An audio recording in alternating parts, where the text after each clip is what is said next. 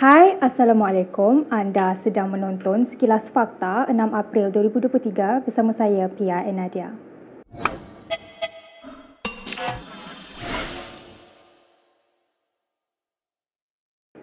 Mahkamah Tinggi menetapkan 24 Julai ini mendengar permohonan bekas KSU Perbendaharaan Muhammad Irwan Serigar Abdullah dan bekas CEO 1MDB Arul Kanda Kandasamy bagi membatalkan saman difailkan 1MDB terhadap mereka. Peguam Brandon Siva yang mewakili 1MDB berkata Pesuruhjaya Kehakiman Raja Ahmad Mohzanuddin Shah Raja Mohzan menetapkan tarikh itu pada pengurusan kes yang berlangsung secara dalam talian. Mahkamah turut mengarahkan Irwan dan Arul memfailkan affidavit tambahan bagi permohonan untuk meminda pernyataan pembelaan sebelum atau pada 31 Mei. Ia juga harus disertakan fail hujahan tambahan untuk permohonan pembatalan saman sekiranya ada pada tempoh masa yang sama. Prosiding itu turut dihadiri Peguam K. Lavinia mewakili Muhammad Irwan manakala Peguam K. Gobinath bertindak bagi pihak Arul Kanda. Irwan memfailkan permohonan untuk membatalkan saman pada 18 Februari 2022, antaranya mendakwa tuntutan saman terhadapnya adalah pramatang. Arul Kanda memfailkan permohonan sama pada 2 Jun 2022 atas alasan beliau tidak boleh dipertanggungjawabkan atas kerugian yang ditanggung 1MDB hasil penyelewangan yang dilakukan oleh orang lain. Arul Kanda dan Irwan disaman 1MDB pada Mei 2021 berhubung dakwaan mereka telah melakukan pecah amanah dan konspirasi menyebabkan 1MDB mengalami kerugian berjumlah $1.83 bilion. 1MDB juga mendakwa kedua-dua defendant itu melakukan pecah amanah dan konspirasi dengan menyeleweng wang 1MDB berjumlah $3.5 bilion. Wang itu dibayar kepada Abar Investments dan $1.265 bilion dibayar kepada International Petroleum Investment Company pada 9 Mei 2017. Sehubungan itu, 1MDB antaranya menuntut kedua-dua defendant membayar $6.59 bilion berhubung pelanggaran tersebut dan tambahan $2.9 juta daripada Irwan berkaitan perjanjian pelanjutan pekerjaan. Menteri Undang-Undang Azalina Othman Said enggan mengulas berhubung kesimpulan siasatan SPRM bahawa Hakim Muhammad Nazlan Muhammad Ghazali mempunyai konflik kepentingan semasa mengetuai kes SRC International. Portal FMT memetik surat yang dikatakan daripada Azalina bertarikh 20 Mac kepada Shafi & Co. Peguam bela Najib Razak memaklumkan bahawa Nazlan melanggar kod etika dan mempunyai konflik kepentingan. Azalina dilaporkan memetik kandungan makluman diterima daripada SPRM ketika menjawab pertanyaan Peguam Najib yang mahu tahu sama ada Suruhanjaya itu mengesyorkan prosiding tata tertib dimulakan terhadap Nazlan. Dalam surat itu, Azalina menjelaskan dirinya boleh mengesahkan persoalan-persoalan yang dikemukakan bahawa soalan-soalan tersebut telah dijawab secara afirmatif. Dakwaan konflik kepentingan itu menjadi asas utama rayuan pasukan Najib untuk membatalkan sabitan kes dan hukuman 12 tahun penjara serta denda RM210 juta terhadap bekas Perdana Menteri atas kesalahan rasuah, salah guna kuasa dan pengubahan wang haram. Diminta mengesahkan perkara ini oleh Malaysia Kini sebentar tadi, Azalina enggan memberikan sebarang maklum balas. Sabtu lalu, anak Najib Noriana memuat naik sepucuk surat didakwa daripada Ketua Pesuruhjaya SPRM Azam Baki yang menyebut Nazlan melanggar kod etika hakim. Nazlan adalah hakim perbicaraan yang memutuskan Najib bersalah dalam kes membabitkan bekas anak syarikat 1MDB berkenaan. Berita seterusnya, PN menamakan 3 MP dari gabungan itu untuk membuat rundingan segera dengan timbalan Perdana Menteri Fadilah Yusof berhubung peruntukan kepada pembangkang. Timbalan Presiden PAS Tuan Ibrahim Tuan Man berkata mereka terdiri daripada Ketua Pembangkang Hamzah Zainuddin, Ahli Parlimen Kota Baru Taqiyuddin Hassan dan Ahli Parlimen Putrajaya Muhammad Radzi Jidin. Menurutnya, langkah tersebut diambil sebagai menghargai kesediaan Perdana Menteri Anwar Ibrahim untuk berunding mengenai perkara tersebut.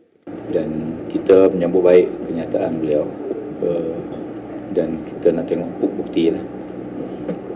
Siapa yang 3 orang yang akan berunding tu? Ketua Pembangkang Datuk Taqiyuddin dengan Ahli Parlimen Putrajaya Razi Jidin. Dijangka bila perundingan tu akan dibuat? Terjangka mungkin dalam masa terdekat lah kot. Sebab kita sebut dalam Parlimen kalau boleh kita peruntukkan tu nak bantu rakyat musim Ramadan ni. Tambah Tuan Ibrahim, PN akan melihat dahulu bagaimana perkembangan rundingan berkenaan serta syarat-syarat yang akan dikenakan. Sebelum ini, Anwar mengulangi kesediaan kerajaan memberikan peruntukan dalam jumlah yang sama tanpa mengambil kira blok kerajaan atau pembangkang. Bagaimanapun, kata Anwar, ia perlu dimulakan dengan proses rundingan membabitkan kedua-dua pihak bagi menentukan parameter yang diluluskan. Tuan Ibrahim yang juga anggota Parlimen Kubang Kerian berkata PN sangat berharap peruntukan berkenaan disalurkan segera, khususnya untuk membantu rakyat semasa Ramadan ini dan menjelang Aidilfitri. Cuma kita diberitahu oleh Menteri, dia akan beri amount yang sama di antara kerajaan dengan pembangkang. Kalau amount sama bukan 800, 800,000. Jauh lebih rendah lah daripada zaman kita merintah. Menteri Besar Kedah Muhammad Sanusi Mak Noor tetap akan hadir acara Kerajaan Persekutuan walaupun mendakwa dirinya disekat daripada menghadiri majlis tersebut. Ini termasuk kepameran maritim dan aero angkasa antarabangsa Langkawi 2023, 5/2023 pada bulan depan. Dijemput siapalah saya ni, Co-Chairman Lada. Saya Menteri Besar Kedah. Kemudian saya banyaklah lagi jawatan saya berkaitan. Jadi tentulah saya akan hadir. Kalau saya tak dijemput pun, saya akan bawa teropong pergi duduk di tepi pagar airport. Dia ada pakat pegawai saya, dia kalau tak jemput kita, beli meja hak lipat tu, kerusi seorang sebiji, kita bawa 4, teropong seorang 1, pergi duduk tepi pagar. Kita tengok kapal Navy, kita tengok kapal terbang. Sebagai pengunjung. Takkanlah kita dari Panahala. Tu tepi tu ada orang jual laksa. Kan?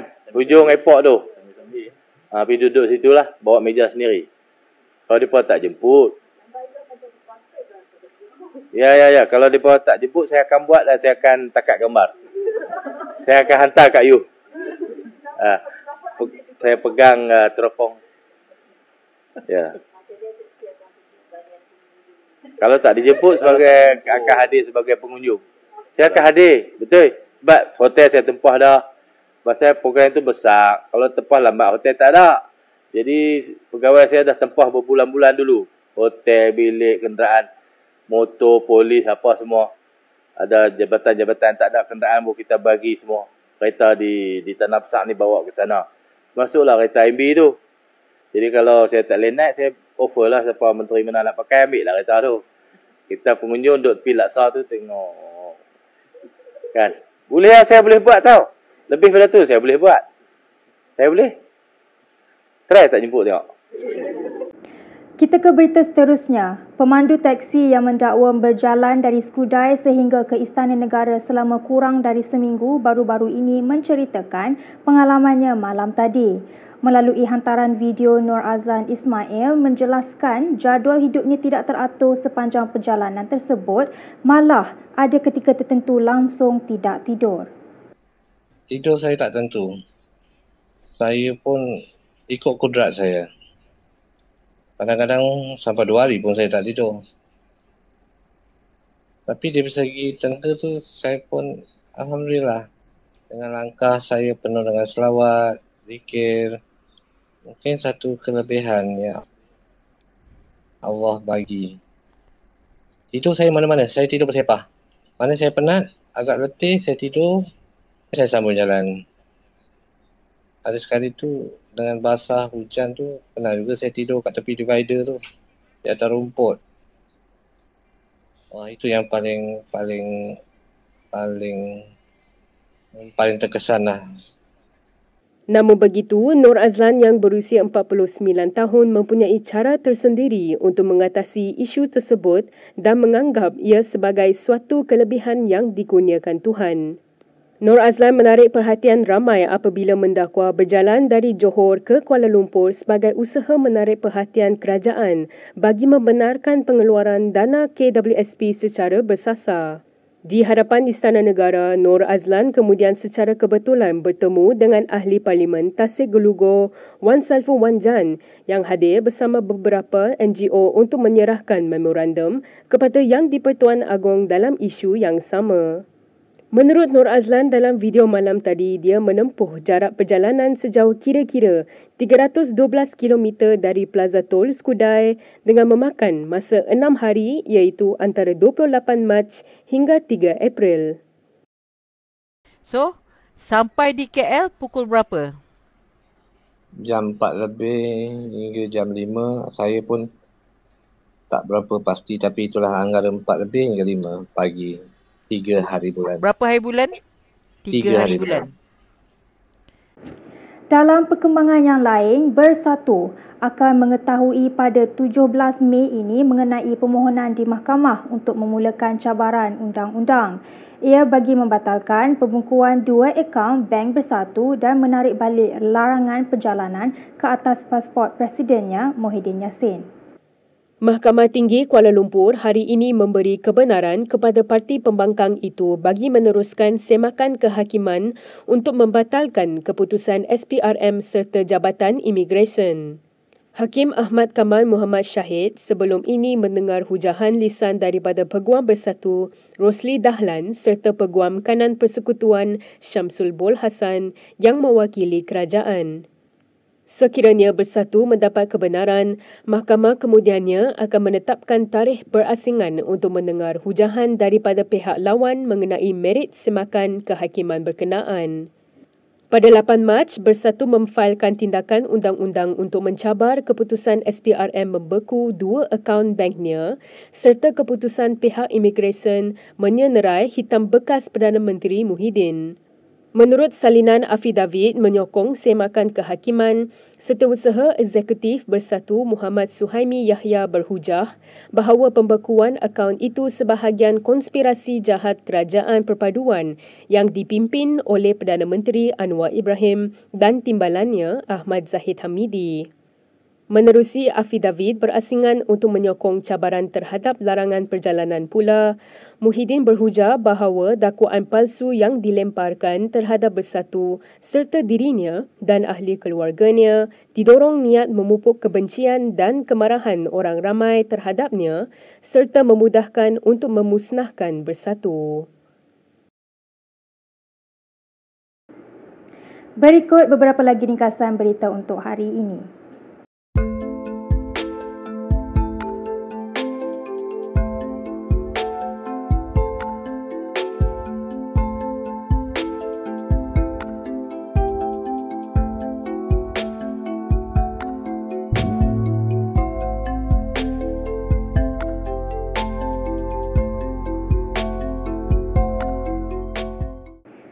Sekian sahaja daripada saya, Pia Nadia, untuk Sekilas Fakta. Untuk lebih banyak berita, anda boleh melayari kinitv.com. Anda juga boleh mengikuti kami di Instagram, Twitter, YouTube dan Facebook. Salam hormat dan jumpa lagi.